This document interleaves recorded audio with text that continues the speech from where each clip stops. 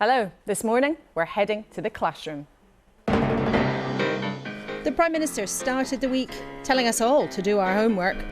Without a solid foundation in maths, our children risk being left behind, shut out of careers they aspire to and the lives that they want to lead.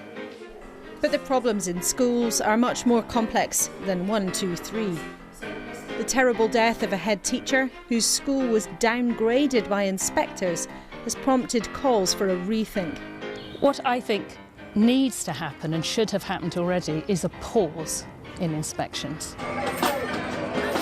As teachers get ready to walk out of the classroom, and some kids struggle to catch up after COVID, with some dreadful warnings about the state of classrooms and morale in schools. We have one big question this morning. How best can parents and the public judge what's really going on? For her first interview since the death of Ruth Perry, the Chief Inspector of Schools, Amanda Spielman, is here to answer our questions. After the Prime Minister's friend and deputy quit after he was found to have bullied staff, the government's new number 2, Oliver Dowden, will join us too. The leader of the Liberal Democrats, Sir Ed Davey, is back in the studio, only a couple of weeks until the local elections. Vying for attention with Labour, still well ahead in the polls, their pension spokesman, Jonathan Ashworth, is with us too.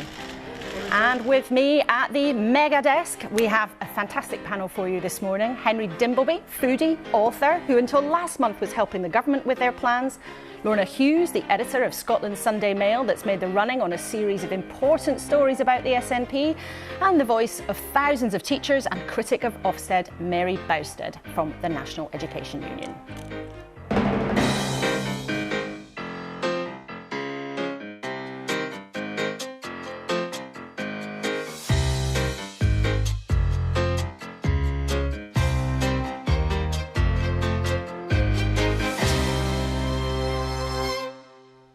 Good morning to our mega desk. Things look a bit different in here this week because this is the huge setup that we're getting ready for the local election programmes and all the politicking around that in a couple of weeks' time. And you're joining us on BBC Two because of all of those impressive souls who are getting pounding on London's pavements on the marathon over on BBC One. But thrilled you're with us here on Two. Let's start with a look at the front pages of the newspapers. There they are. The Observer claims the Tories have a plan to politicise the civil service after the RAB scandal. The Sunday Times has a fascinating story about an MI6 spy. The Sunday Telegraph says the Home Secretary is ready to defy judges on migrants. The tabloids, the Scottish Sunday Mail, the SNP cops hunting for burner phones. We'll talk about that with the editor of that paper who's with us. And the Mirror with some details of Boris Johnson having another lavish £4,000 a night holiday, they claim. But let's start with our conversation about what's going on in our schools. Welcome to all three of you. Thanks for being with us this morning.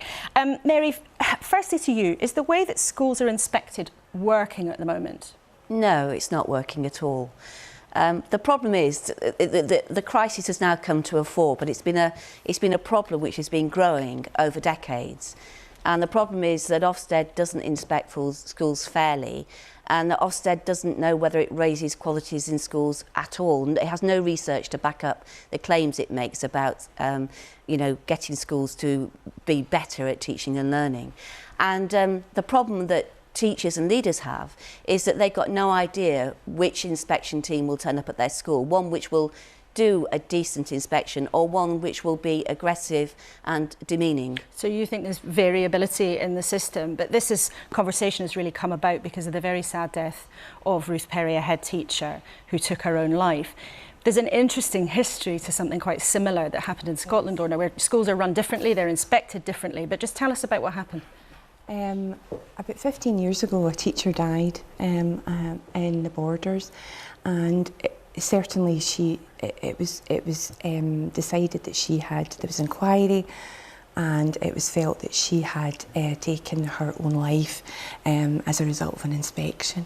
And there was a cultural shift, and it meant that the traditional inspections didn't actually happen, and it's far more over a course of days. It's over, has a number of factors involved, and certainly I don't think in Scotland we see the same problems that teachers are talking about at all. So there was a culture change, but some people might say, Henry, that basically everybody blames the ref, right? Teachers, like lots of us, don't necessarily like being judged. As a parent, what do you think of Ofsted? Is it useful? So I've been a parent. I've also been a governor in a state school in Hackney, my children's state school. Clearly, you need someone. It is useful to have someone holding you to account, and I think that the conversations at the Ofsted inspection that we had as governors were very useful to us to help ask the teachers. What I worry about, however, is when you get your excellent, this huge gap between inspections. So I do think it should be a little bit more supportive, little and often, rather than a kind of a judgment. Make or break it's the process enables you to ask the right questions. OK, well, lots to get into with the Chief Inspector, so we're going to talk a lot about education this morning. Thank you, all three of you, for now. Let's go to the classroom then. In January, the head teacher, Ruth Perry, took her own life while she was waiting for an Ofsted report to be published. She knew it would downgrade the school she loved from outstanding to inadequate, the lowest measure. But her death has supercharged a conversation that was already rumbling about how England schools are inspected and graded, and it's led to many teachers expressing concerns about the pressure. Now, this week, Ofsted said it was going to make some changes in particular elements of their inspections after Ruth's death, but her family has clearly laid the blame for what happened at Ofsted's door, and they're calling for a halt to all inspections. There is no doubt in my family's mind at all that Ruth killed herself because of that Ofsted inspection. She was fine beforehand. She was not fine during and after it. So it is a potentially dangerous system. Now, to be clear, no one can know exactly what was going on in Ruth Perry's mind, but you hear how clear her family's conviction were about what was happening. Welcome to you, Amanda Spielman. You're the Chief Inspector for England's schools, and it's the first time that you've spoken since that terrible event. What is your response to the family's very clear view that the downgrade of the school played a part in her death? Well, first of all, Ruth Perry's death was clearly a tragic event. It's something that I and my colleagues at Ofsted feel very deeply. And of course, we have the most profound sympathy for her family and for all the Caversham school community. Of course, there'll be a coroner's inquest, I hope in the not too distant future, and we will be fully cooperating with that, sharing everything that we have from the inspection. But do you think that the inspection came to the right conclusion? I do. I think the findings were secure, and I think the inspection team worked with the professionalism and sensitivity that I would expect from our inspectors. Have you any concerns at all about what happened during that inspection when her school went from outstanding to inadequate? From what I've seen, I don't have any reason to doubt the inspection. Inspection is a sensitive process. We are there looking for children, looking for whether education is right for children, looking at whether protecting children's welfare is happening the way it should. Sometimes that can mean we have very difficult, very sensitive conversations in an inspection. Our inspectors are trained, prepared, they've all worked in schools themselves. They really understand what it feels like at the receiving end. We've taken a look at the report into Caversham, as you would expect, and we can show the summary to our viewers this morning. Now, it was marked good on the quality of education, good on behaviour, good on personal development, inadequate on leadership, good on early years provision. And if you look further into the report, there's some quotes there. Pupils enjoy coming to this welcoming and vibrant school. Relationships between staff are warm and supportive. And when you look at that and you read the report in full and you listen to the outpouring of concern there's been in that community and terrible sadness, can't you help but conclude that to judge a school with one blunt word, inadequate, is too blunt a system? So first of all, it's really important for people to understand that we do look at safeguarding as well as all the aspects of quality of education. We look at behaviour, we look at personal development, we look at leadership and management. But there are times when failures in safeguarding can be sufficiently serious that alone can bring an overall judgment down.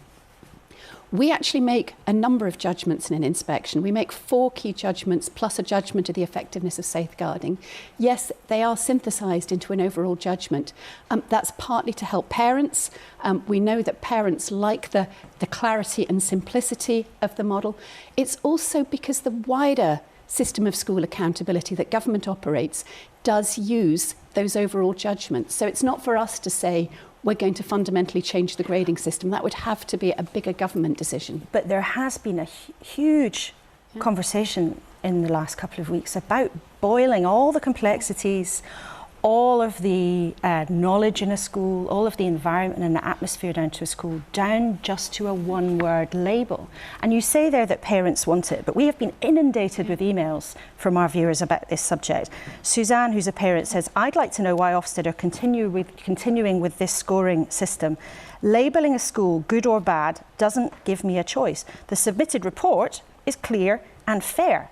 Now, are you telling parents watching this morning that you don't trust them to read 4 pages of a report, that they can only deal with one word? Of course we trust them, and of course we test our reports. We've done a lot of work with parents, and we survey to find out whether they're finding our reports useful. That's a core part of our work. It's one of the audiences that inspection serve. It's the prime audience, actually. Parents want the assurance that comes from the inspection process and the knowledge that schools are going through the inspection process, as well as the reports themselves. But when it comes to the impact that single word can have, it clearly is causing huge concern. We had another email from a teacher who said, I've taught in a secondary school for 43 years. To label a school with a single word based on 2 days is far too simplistic. And this teacher asks, I would like to know how many years teaching experience you have that gives you confidence to say this is the best way of doing things. Every inspector has many years of experience. Every inspector has been a school leader. Every inspector understands what it's like at the receiving end. So it is really important to understand that. This is not a group of people from a completely different context coming in and having these conversations and making these judgments. It is people who are themselves deeply steeped in the world of schools. Many of them are current serving heads or deputy heads. Our inspection model draws on the sector. So it's really important for people to understand inspectors aren't beings from another planet. They are absolutely human beings understanding those sensitivities and difficult issues. But do you think then that nothing's going wrong? I think inspection has a tough job to do. There are many people who are sort of profoundly opposed to the wider system of accountability, who would like something very different. It's essentially a political debate about the right way to run the school system overall. But you must have a view as the Chief Inspector of Schools, and on that particular issue of the one word, you said that it was Minister's decision as to whether or not they would stick with that system. But with your experience of running the organisation, and I know you're standing down towards the end of this year, so with your experience, actually, would it be better to say, let's just get rid of that label, give parents the 4-page report, do the job essentially in exactly the same way, but just get rid of that one word which can cause such distress and upset. And you know what happens when a school's rated inadequate. Sometimes people lose their jobs. Sometimes teachers leave. There are two different questions actually rolled up in that. One is about the judgments themselves, and one is about the wording. My own view is this, that if we changed simply the wording of the judgments and that the same judgments were there but with a different label on them, in 3 or 6 or 9 months' time, people would be saying it's not about the precise wording, it's about what they signify. So I think it is really important to concentrate on what they signify. But every judgment in the system has a use at the moment. They are used for, not just for parents but also for government, both in allocating support and in deciding where interventions are necessary. So it would have to be a bigger, wider reform of the education system to do that. We have designed the inspection model and the set of judgments to fit the education system as it's currently conceived. It would be possible to run the whole school system differently, and you might design inspection differently for that. But for the system as it stands today, we've designed a solid model. Do you think it is an effective model, though? I mean, academics have looked at 10 years of Ofsted inspections, and once they'd taken into account children's backgrounds, they basically found no detectable difference. That was the academics' phrase, no detectable difference between good, requires improvement, and inadequate. So what evidence do you have that it's actually working? We've got 30 years of Ofsted in action. We've been doing our job thoroughly and carefully, and that it may be contributing to there being relatively little between school variation in this country compared to some others. We recently restarted inspecting the schools that had been judged outstanding many years ago, and an exemption was put in place for schools with an outstanding judgment back in 2010. So some of those schools went 10, 15, almost 15 years without inspection. And was that a mistake? I do believe it was a mistake, and the profile of judgments we're seeing coming out of those re-inspections shows that many of those schools are no longer coming out as outstanding. That indeed is what we believe happened at Caversham Primary, Ruth Perry's school. But just before we move on to some wider issues, her family say that you haven't been in contact with them, and they've found that difficult. Are you going to speak to Ruth Perry's family? Of course, we'd be more than happy to speak to them if they would like to. We haven't wanted to intrude on their grief. We haven't had any approach, but we haven't ignored anything, and would happily speak to them. And will you then? I mean, why haven't you reached out so far? Well, it's a delicate balance when you have a grieving family, whether to intrude on that or not. But as I say, we're absolutely open to doing that. Okay, because they've said publicly they haven't heard from you, and actually we've also spoken to her sister here at the BBC, and she's expressed a desire to have contact from you. Why do you think, though, more broadly, there is a culture of fear around Ofsted? I mean, maybe there are myths. Maybe it's not justified, but do you acknowledge that that culture does exist? I certainly acknowledge that it exists. I think it comes from a couple of things, perhaps. One is the consequences that people think about in the context of inspection, especially for inadequate judgments, which I should say are a tiny proportion. Nearly 9 out of 10 schools going through inspection, the judgment is good or outstanding. For the vast majority of schools, I know that it's a positive and affirming experience. Really? So absolutely, we get plenty of feedback to say that inspection is a constructive professional dialogue.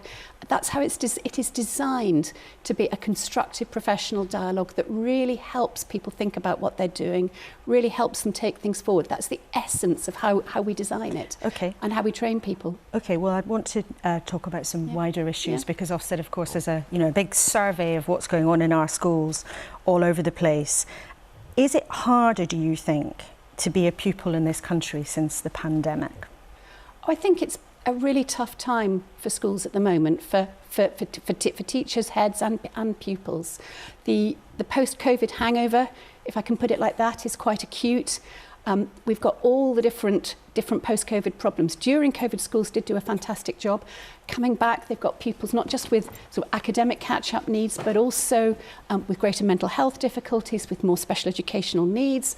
Behaviour is challenging, socialisation's delayed. So it's a really hard time to manage a school, especially when the external services that you need more of sometimes aren't even fully back on stream. So it's a tough time out there. It's been very, very striking, in fact, in the last couple of days. We've heard from lots of teachers, we've heard from lots of parents. Do you think that this is a sector that is in a bad shape? I mean, do you worry about what's going on? Have you seen it like this before? I think there's a lot of unhappiness. Obviously, there are disputes with government about pay and funding. There's clearly a lot of bad feeling around. And when there is bad feeling around, Ofsted often becomes a sort of lightning rod through which the tensions and frustrations can be discharged. Do you think you're being unfairly blamed? I think it's really important to understand that there's a wider disagreement here between different factions about how schools should be run, how school accountability should work more broadly. We're just one part of that system.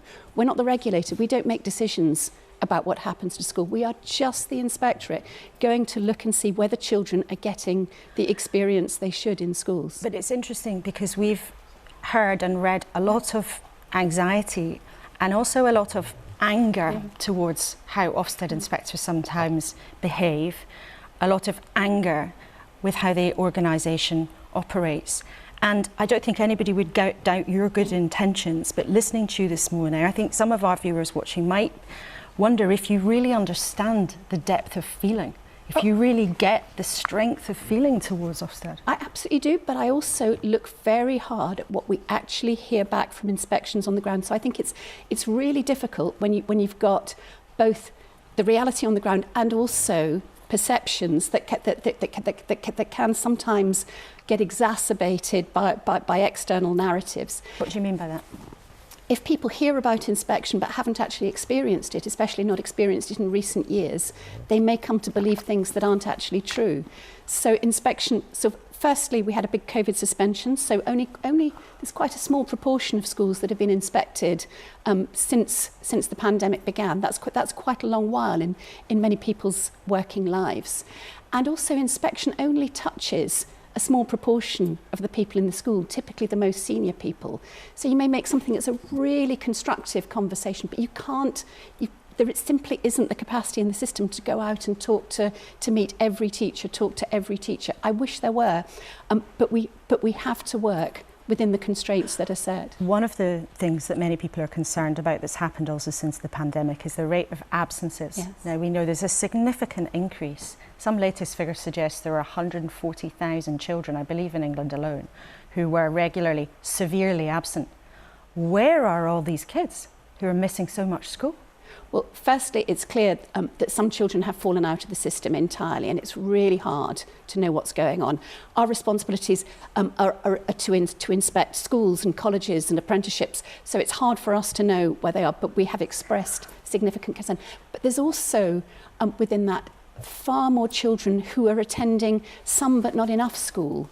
The children who 3 years ago were there sort of 9 days out of 10, and now they're 8 days out of 10. This is a really significant problem. It is significant, which is why we've lost children have slipped through the net. Well, some of them are lost. More of them. There's a really big group of children who are not attending school enough to really get the most out of it, to get the benefit of education. You do need to be there day after day, week after week, month after month. It's a long-term business, education. So doing everything that we can to make sure that children are in school regularly, to help schools maintain those relationships with families that help to get children there. We published a report last year summarising all the things that we can see are helpful, but we know that this is a big sector challenge. Just finally and briefly, if you can, there have been already some teaching strikes. There are going to be more. We'll talk about it a bit later this morning. But are you concerned about the damage that could do to children? Well, of course. Children have missed a great deal over the last few years. It is so important that their education continues and is interrupted as little as it can possibly be. So would you urge the unions not to walk out, or the governments to pay the teachers more? I hope that disputes can be resolved rapidly and constructively, because we know that children need to be at school. OK, Amanda Spielman, thank you so much for giving us your time this morning, Chief Inspector of Schools in England. Thank you very much indeed for taking all of our questions. Now, please do let us know what you thought of what Amanda had to say. You've sent us so many emails in the last couple of days, more than on any other subject we've covered on the programme, in fact. And we'll check in shortly with the leader of one of the big teaching unions, Mary Bowstead. But contending with schools is just one of the things on the Prime Minister's list. 48 hours ago, he lost one of his biggest allies. Dominic Raab quit after an independent report said he had bullied staff, although he certainly didn't agree.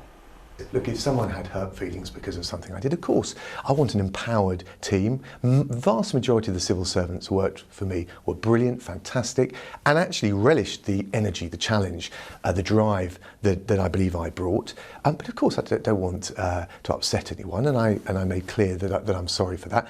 But that's not bullying, and we can't deliver for the British people if the bar is that low. Well, the newly minted Deputy Prime Minister, Oliver Dowden, joins us this morning. It's you in that number 2 spot now. Thank you for coming in. The departure of your former colleague, Dominic Raab, has prompted a bit of a conversation about bullying at work, what is bullying and what is not. Are you confident that you have never bullied anyone? Well, I think people that have worked with me and know me well would never accept that characterisation of me. Of course, we all have our frustrations. We're all working hard to serve the British people. It's interesting, though, isn't it? Because Dominic Raab, I think, has got some people thinking about what bullying is at work, and it may not be in 2023 what people had traditionally thought. So are there any moments that you can think of when maybe you wish now, or you wonder if your behaviour might have been perceived like that by a member of your staff? Well, of course, we all work hard to be as professional as we possibly can. But at the heart of it, and I think anyone who has worked at the top level of government, and I've been fortunate enough to serve as a cabinet minister, knows that we're in highly pressured situations. And I certainly don't want the outcome of this to be, and it certainly won't be the case for me, that there will be any letting up in the high standards I expect of civil servants. But I think, Laura, you're right to say times have changed. And indeed, if you look back to what happened, it was no great secret what happened with Gordon Brown when he was Prime Minister. I don't think that kind of conduct from him would be acceptable in today's climate. I had a funny feeling that you might mention the legends about Gordon Brown's behaviour in office. I thought that might come up. But the question here is also being raised by Dominic Raab, is about the civil service. Now, he's essentially accused people of trying to block him, and somehow some kind of conspiracy of people who are out to get him. Isn't actually the truth, which is what an independent senior lawyer found, that he behaved badly sometimes, he was warned about his behaviour sometimes, and then he got found out and he lost his job. I mean, is it seemly for him to be trying to blame other people for his mistakes?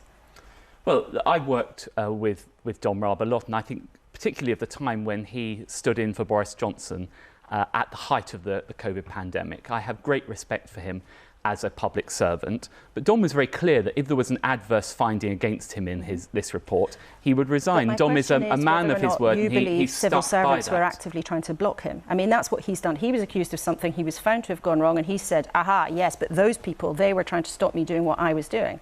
Well, have you seen civil servants trying to block government? Well, in my experience, and we all have different working styles, I think of things that I've been able to achieve together with civil servants. So I think of the height of the COVID pandemic, when we had all of the theatres and everything else shutting down. We worked together closely as a team with the Treasury, with Number 10, to negotiate that £2 billion culture recovery fund that saved arts and culture in this country. So I think we can work constructively together. What I would not want to be the outcome of this is that there is some kind of diminution in the ability of ministers to expect the highest standards, because in the end, senior civil servants and senior ministers are united in their goal of serving the British people. I do think that out of the report, there is a need to look at our processes around that, and that's why we will be looking at it to see whether we can make it simpler, fairer and less complex. But do you believe Dominic Raab when he says that is what has happened? Or do you believe the people who expressed their concerns to this independent lawyer who found that in 2 cases he had behaved as a bully? Well, the Prime Minister set up the Tolley report, and Tolley produced a very extensive report, and there really isn't much further I can add to that. I thought it was very comprehensive in terms of the report. I'm asking you who you believe, Laura, but you raised first of all, Laura, the allegations. There really isn't anything further I can add in respect of that. As I said to you, it has not been my experience working with civil servants that we can't work together in a constructive way. I haven't experienced that. However, I, of course, have experienced frustrations. We all have experienced frustrations, because in the end, we are passionate about delivering for the British people. And by the way, that's not just ministers of this political colour. Top ministers across the years work very hard to try and serve the British people in the best way that they think possible. And in my experience, most civil servants are committed to doing that. It is really important, though, that we continue to be able to expect the very highest standards. And I know the Prime Minister is committed to that, as am I. Now, I want to ask you to respond to what Amanda Spielman said. Now, everybody knows about the tragic case of Ruth Perry, the head teacher who took her life after her school was to be downgraded from outstanding to inadequate.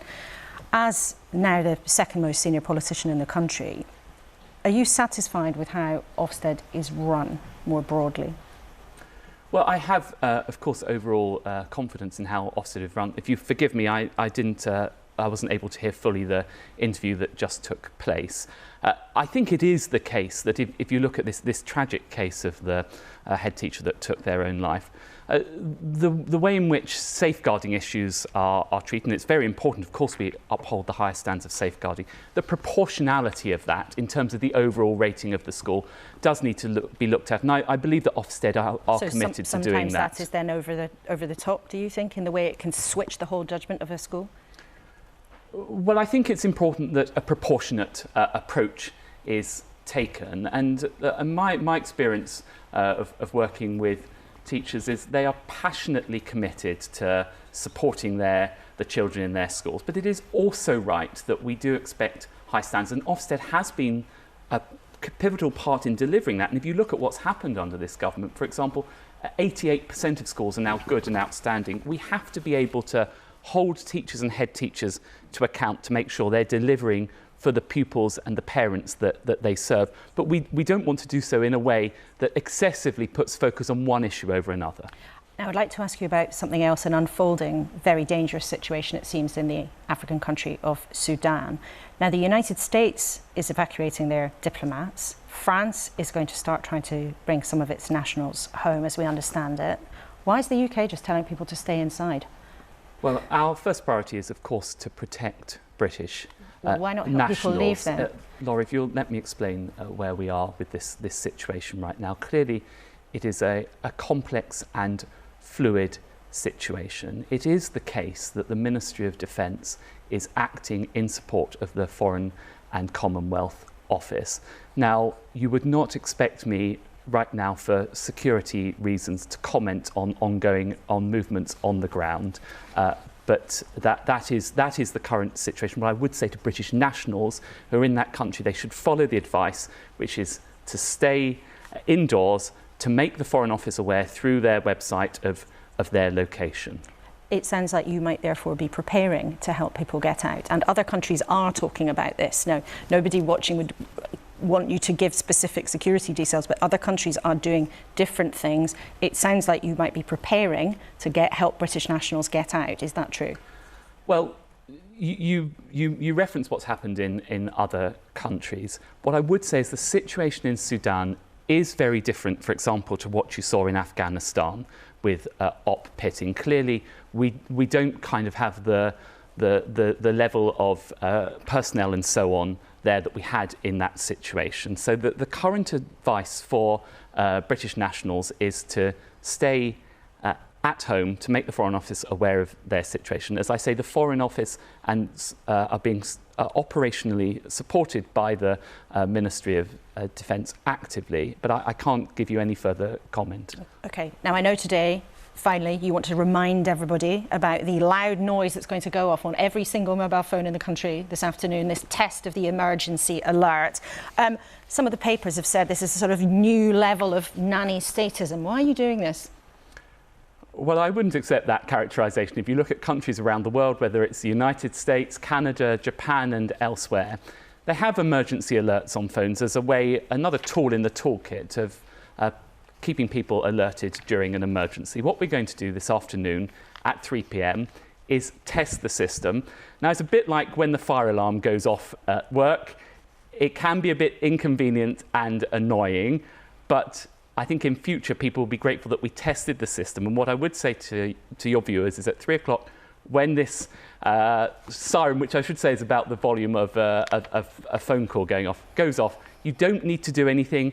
It's just a test. OK, well, people will be noting that down, I'm sure, and just thinking, we've never had a fire alarm go off in this studio, so I hope that never happens. I don't want to tempt fate. Oliver Dowden, thank you very much indeed for coming in. Just, I think, 2 days into your new job as Deputy Prime Minister. Great to have you here as ever. Thank you for your time. Well, we've heard just there from the government this morning, but of course, too, at length from the boss of Ofsted, Amanda Spielman. Now, she told us she has no reason to doubt what happened with the inspection of Caversham Primary, the school of Ruth Perry, the head teacher who sadly took her own life. Mary Bousted, you speak for thousands of teachers. Now, you are a critic of Ofsted, but I'm fascinated to know, what did you make of what Amanda Spielman had to say?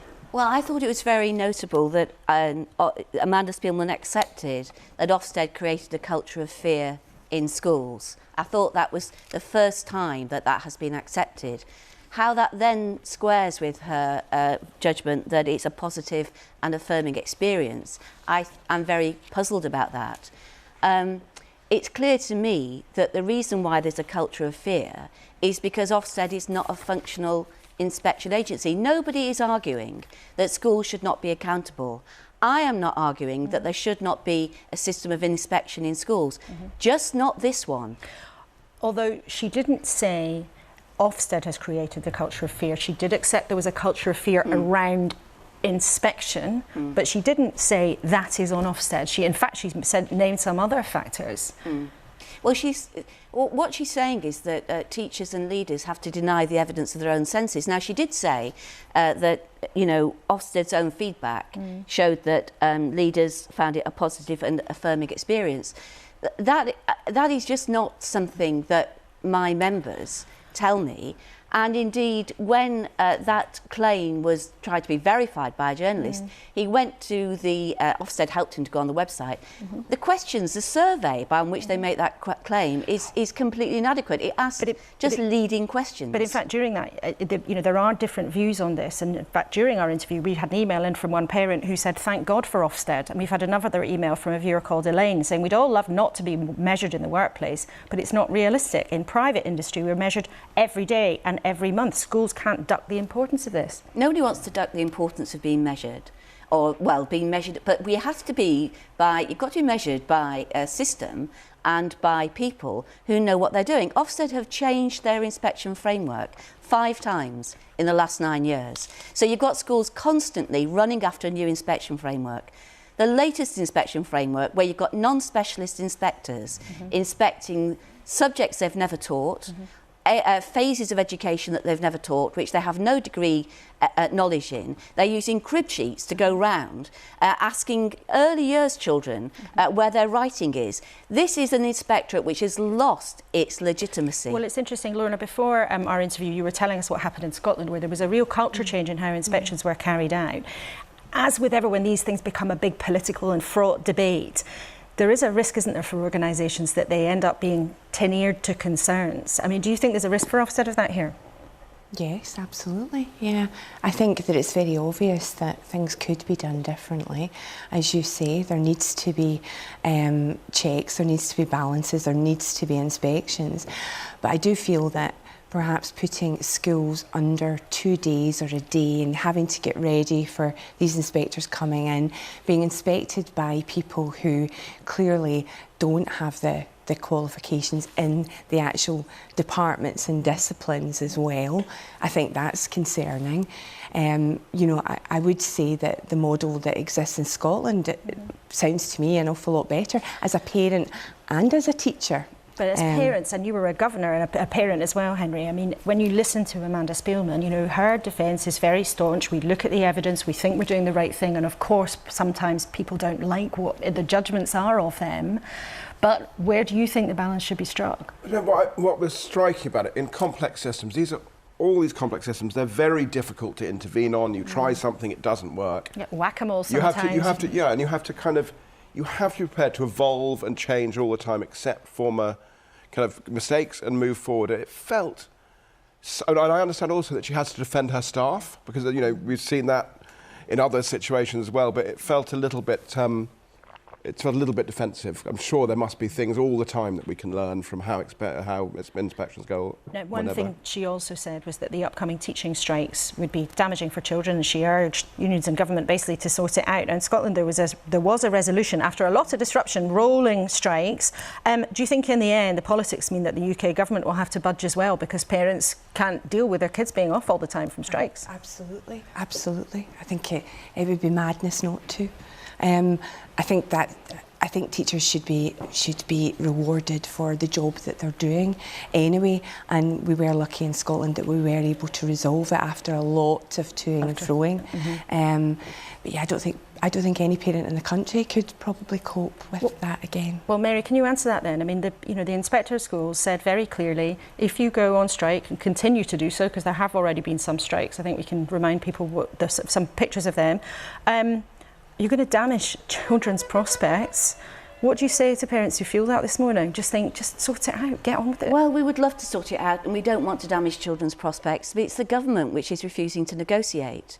They just, you know, since the last offer that the government made was rejected by 98% of National Education Union members in 6 days on a 2/3 turnout.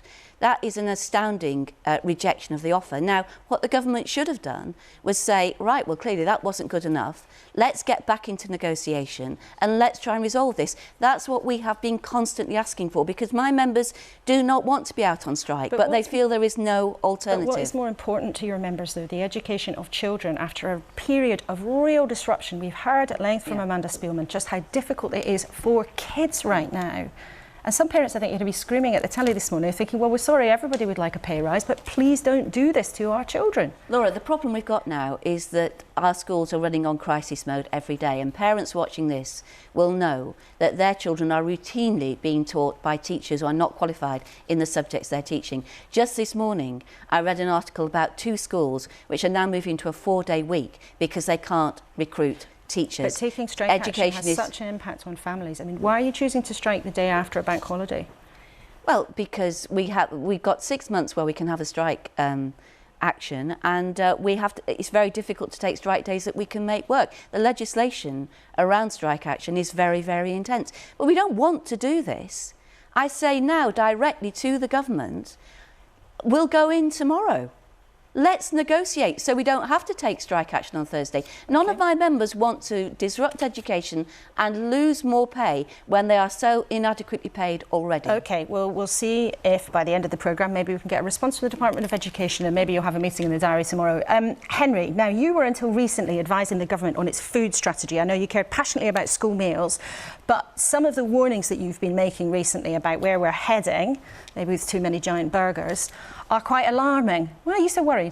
Well, we have a food system at the moment that is the biggest cause of non-communicable disease. By 2035, type 2 diabetes is going to cost the NHS more than treating all cancers does today. And what's going to happen? Also, Andy Haldane, the former chief economist at the Bank of England, says ill health is the thing that's slowing down the economy. Said that in that seat, actually. Yeah. So what's going to happen is the NHS is going to suck in money from the rest of all the other government departments, and tax receipts are going to go down, and we're going to end up both sick and impoverished. And why I'm frustrated about it is because while the government is doing actually quite progressive stuff on the environment, they're feeling their way towards that.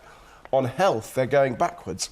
So, you know, Boris Johnson came out of having almost died from COVID. He said, we're going to restrict advertising, we're going to grip this. They've now kicked that all down the road to 2025. Well, in a sec, we'll ask the Labour Party actually what they might do about some of those things if they win the next election.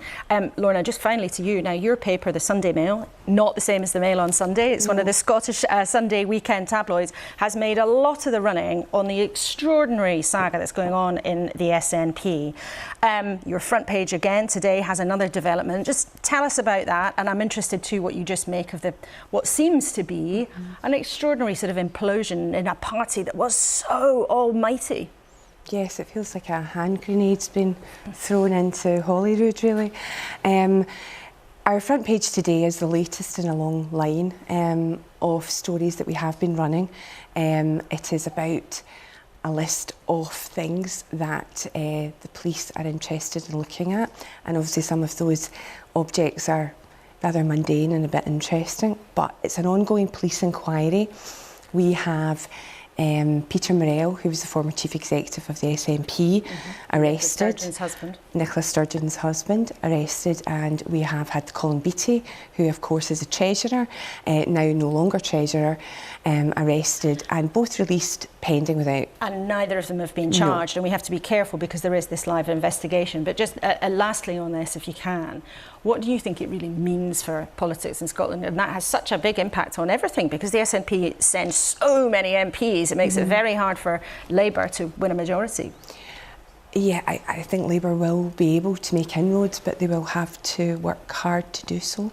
If you're asking me, do I think this is the end of the SNP? No, it's certainly not the end for independence. We still have half and half in that.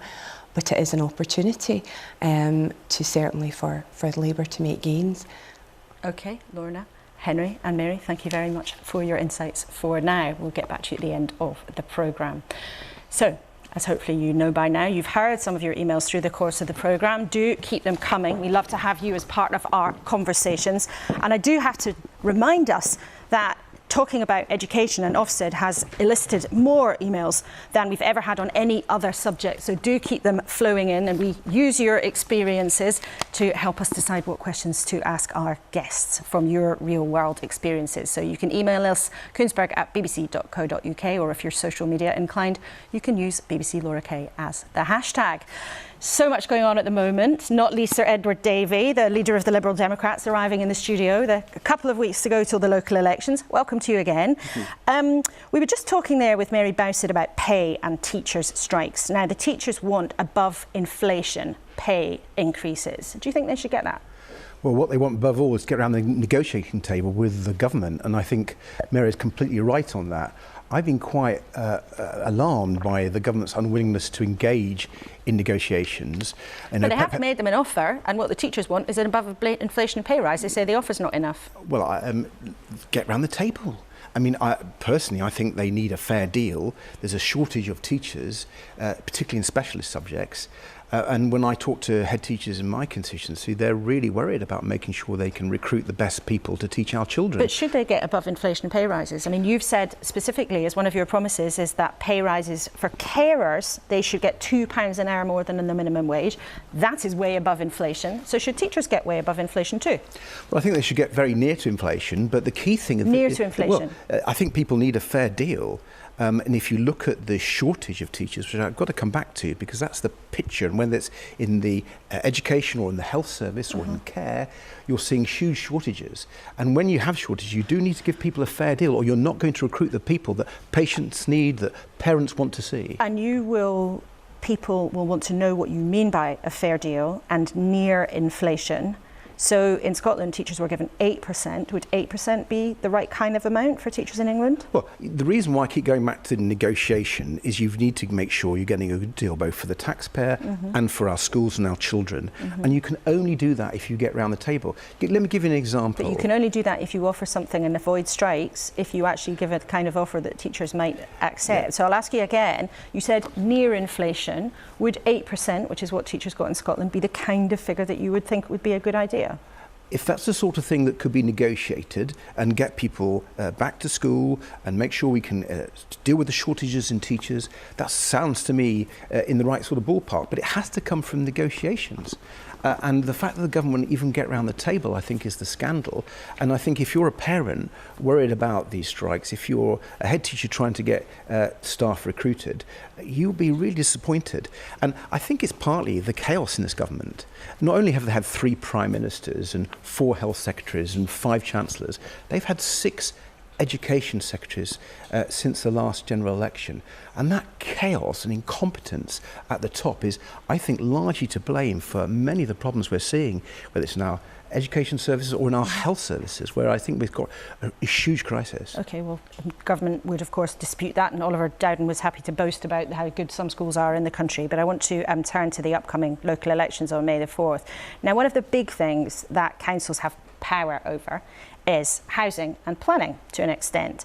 Now, repeatedly, time after time, the Liberal Democrats say nationally we need lots and lots and lots more houses to be built. But then locally, again, time after time after time, Lib Dems campaign very hard against houses being built in their backyards. Now, isn't that double standard part of the reason why we have, according to most people, a very significant housing shortage in this country? Well, first of all, I don't accept your premise. If you go to my constituency, and I have to declare an interest, my wife is the housing portfolio holder on Kingston Council. You argue about it over the breakfast table? No, we agree. And she's building more council houses, council homes for people, affordable homes, than we've seen for over 40 years in my borough. Well, hang on a minute. You said a development plan near your constituency that was going to build 400 homes was eye-watering, and that was going to be 400 compared to a national shortage that the Housing Federation assesses is more than 300,000. But you have to look at each plan by each plan, don't you? So we've got a building in my constituency where there's going to be 905 homes, and they're going up now. So I can take you to places both in my constituency and other areas controlled by the Liberal Democrats where we're building lots of houses. But here's the key question. Here's the key question. The problem I have with the government's approach is they have a developer-led approach to housing, and that has resulted in the wrong types of homes being in the wrong places. Don't believe me, that's what Theresa May has said. What Liberal Democrats want is a community-led approach to housing, and all the evidence shows that results in more houses being built that more meet the needs of the local people. They're in the right place. They have the social infrastructure that's needed when you build more houses. And I'm really proud that that's the Liberal Democrat policy, and that's the approach we adopt where we're in power. So I'd say at the next election, if you want the right sorts of homes built in your community, vote Liberal Democrat, because they're going to listen to the community and they're going to make sure the local plan, with all the controls that central government put on it, and they put loads of controls, are really unfair, actually, undemocratic. But with all those controls, Liberal Democrat councils will listen to the local people. OK, well, we will see what happens in those upcoming elections. Ed Davey, thanks for coming in. It's always great to have you with us here in the studio. Thank you. Now, we've just been talking a few minutes ago to Henry about the food we eat, and you probably saw that inflation this week slowed a little bit, but food prices kept going up and up and up and up. So what we need to stick in the fridge is still getting more and more and more expensive. The Labour Party today is saying that more should be done to stop food prices going through the roof. Let's talk to Jonathan Ashworth, who is the party's pensions spokesperson, who's with us. Hello again. Good to have you back in the programme. Now, you say that food prices must be brought down. And it's interesting, in this studio in the last few months, we've had the boss of Unite Union and the boss of one of our biggest supermarkets both saying some companies are profiteering when it comes to food pricing. Do you agree with that?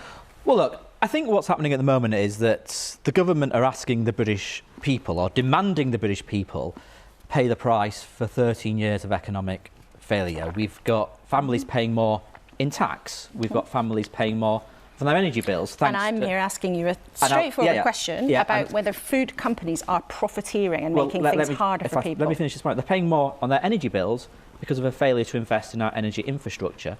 And we're also paying more for food. The weekly shop is costing the average family around £700 extra a year now. And why is our food price increase the highest in the G7, higher than other countries?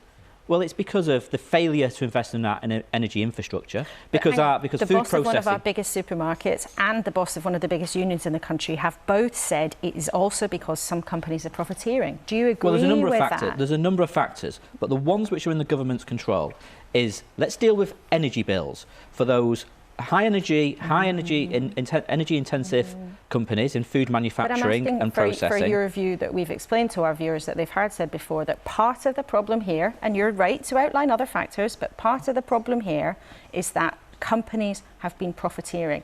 Where there is excess profiteering, where there is excess profiteering, obviously the regulatory bodies should look at that. But there are, do you think there is? But there are. Well, we've not had an analysis from regulatory bodies to tell us what's happening in the market.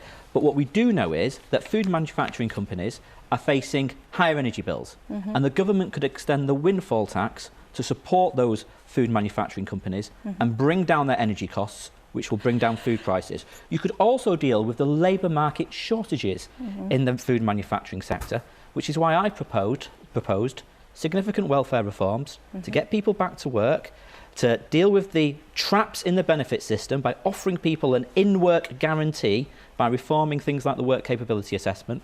The government are refusing to do that. So there are policies you can pursue to bring down the costs on British families at the moment, but the government are not doing that. But you say also that Labour would cut red tape to improve food supplies in the country. Yeah. What do you mean by that? How would that happen? Well, you've got to look at you've got to negotiate a veterinary agreement so that you can improve with the European Union. So you can improve. So that's what you mean by that. You can improve your Brexit arrangements on when it comes to agri products. That would actually cut red tape. It would bring down costs. A lot of the food associations have called for that. Except if it's to do with the EU, food inflation is actually also a massive problem in European countries. So the food inflation rate for the EU as a whole was identical to that of the UK in March. So it's not really about us not being in the EU. But we've got the worst inflation rates in the G7, yeah? And that is because of our failure to invest in energy infrastructure, our failure to invest in renewables, in gas storage, in cladding insulating our buildings. If we took those measures, we would bring inflation down overall in the United Kingdom, and that would bring food inflation down as well. And of course, if you deal with labour market shortages in the food industry, which is what my reforms would help with, would also bring down costs. Let's talk about a different aspect of this. So we've been talking to Henry Dimbleby about food advertising. Now, the government did have big plans to do things like ban, I was going to say bog off, buy one, it felt rather rude, buy one, get one free offers in supermarkets. Now, would Labour ban buy one, get one free deals for junk food? That's not what we're proposing at the moment, but we do know that we need to have an obesity strategy because, and I know this from the days when I led for the Labour Party on health matters, we have an obesity crisis in this country. Many of our children are leaving school, particularly poorer children are leaving school obese. We can see the huge pressures that is putting on the National Health Service in terms of diabetes. So why not do something like ban those offers? Because look, families are struggling at the moment. I mean, they're paying more in tax. Might do it in future they're paying more in tax than the Conservatives. They're paying more for their energy bills. They're paying more for their mortgages and rent because the Conservatives crashed the economy last autumn. So this isn't the time to impose more costs on families. But are you saying, therefore, that you might consider doing that in future when people aren't so hard up? Look, we've got to take measures to deal with obesity. One of the other issues is that, look, we've cut, or the Conservatives have cut, public health budgets. So a lot of obesity services have been scaled way back under the Conservatives. But I'm asking you what you would do about it if well, you win the election. So you're not proposing that at the moment? We're not proposing that. We've not got a plan for that. What about a ban on junk food advertising? Well, that is something that we've looked at in the past, and it's something which we have called for in the past. I mean, the government have actually legislated for it. I mean, the government are supposed to be doing that anyway. So we'll wait and see as the government actually implement their own legislation. I think they legislated for it in 2021, from memory. And it hasn't yet been fully implemented. No, but Matt Hancock introduced it, so it'll be interesting to see whether the government actually come back to it. Just lastly, on something else that's happening in the business world at the moment, is it all over for the CBI, do you think? Will Labour cut its links with the CBI? Well, we have done. You have done? Yeah, we have. Formally? We have done. I mean, look, we've got to see whether the CBI can... What do you mean by that? Have you ceased all contact with him? Absolutely. Yeah, and I think the government have as well, as I understand it. And I think, I mean, the revelations, the stories have just been absolutely shocking, haven't they? I mean, unbelievable that... And I just sort of feel for the people who have been victims, and look, the CBI have really got to get their house in order. And do you think it should be wound down and replaced by a new organisation? I mean, this is up for the CBI. I mean, to decide how they're going to reform themselves. There's clearly deep-rooted problems there, and it needs a root and branch review and reform process. OK, Jonathan Ashworth, thank you very much for coming into the studio this morning. Always great to have you. Right, it is nearly 10 o'clock. It has zoomed by, and we started this morning asking about education. Matters so much to millions of families around the country. And the Chief Inspector of Ofsted, Amanda Spielman, was in the studio defending her team's inspection of Caversham Primary School. That's the school where the head teacher, Ruth Perry, took her own life in the days after the inspection was carried out. I think the findings were secure, and I think the inspection team worked with the professionalism and sensitivity that I would expect from our inspectors. Have you any concerns at all about what happened during that inspection when her school went from outstanding to inadequate? From what I've seen, I don't have any reason to doubt the inspection. Well, it would be very interesting in the coming hours to see what people's reaction to that is. But Mary, I'd just like to close with you, though, on the issue of strikes, because it matters so much to families around the country. Last week, Pat Cullen told us there could be nurses' strikes all the way up till Christmas. Is that a possibility if you don't get the call from Gillian Keegan to go and talk? If we don't get negotiations, we have no option other to do that. But I want to emphasise again, we don't want to. We want to negotiate and we want to end this dispute. So we'll go in any time. I hope Gillian Keegan calls us today. OK, we'll see. We'll maybe check in with her after the programme. Henry, what did you make of Jonathan Ashworth there? So two things. First of all, it is worrying to see Labour getting tangled up in a culture war over this. They think the Red Wall doesn't want this stuff. People are desperate for government to intervene. And now, in the middle of a food crisis, two things need to happen.